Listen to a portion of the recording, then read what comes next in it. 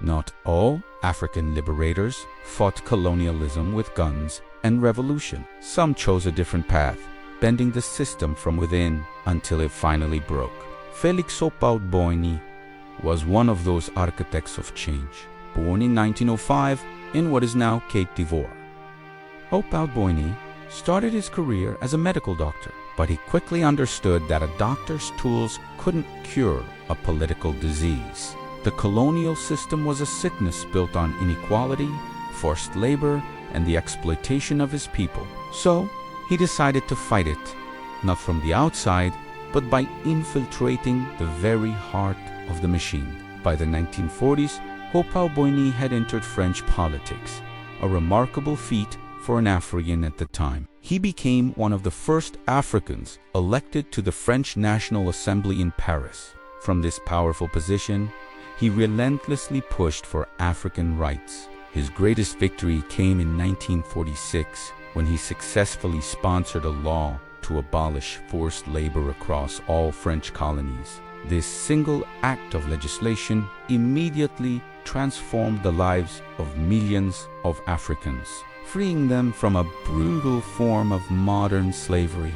While many of his contemporaries called for violent struggle, Houphouët-Boigny chose a different path.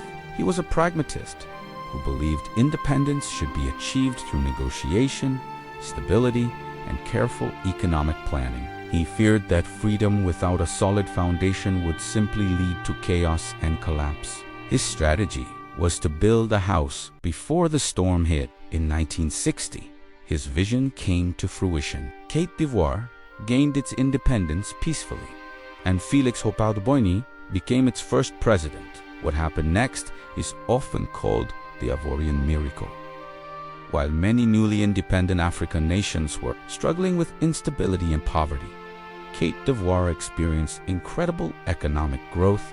Houphouët-Boigny maintained close ties with France, heavily invested in agriculture, and ensured political stability. For decades, the country was a beacon of prosperity and peace in a turbulent region. But this stability came at a price. Houphouët-Boigny remained in power for over 3 decades, leading a one-party state. Political opposition was suppressed, and power was heavily centralized around him. Critics pointed out that he had traded democratic freedoms for economic progress. They argued that independence without true political choice was an incomplete liberation.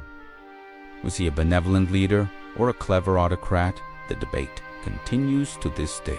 History, however, is rarely simple. Under Houphouët-Boigny's long rule, Côte d'Ivoire avoided the devastating civil wars, military coups, and economic collapses that plagued so many of its neighbors during that volatile era. He held the nation together long enough for a distinct Ivorian identity to emerge, a crucial achievement that many other post-colonial states failed to accomplish.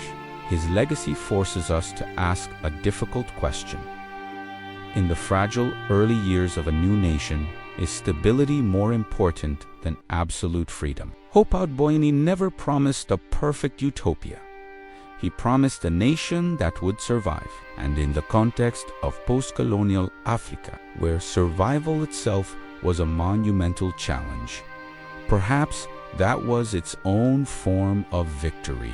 If you found this story insightful, please like, share, and subscribe for more deep dives into the figures who shaped our world. Let us know your thoughts on Houphouët-Boigny's legacy in the comments below. Thanks for watching, and see you in the next one.